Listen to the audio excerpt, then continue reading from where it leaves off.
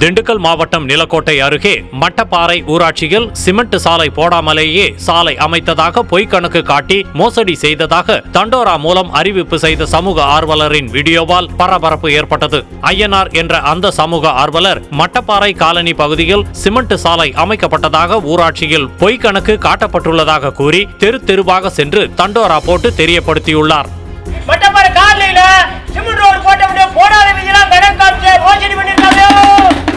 இந்நிலையில் பொதுமக்களிடம் தண்டோரா போட்டு புகார் தெரிவித்த ஐயனார் மீது மட்டப்பாறை ஊராட்சி நிர்வாகம் சார்பில் விளாம்பட்டி போலீசில் புகார் அளிக்கப்பட்டுள்ளது.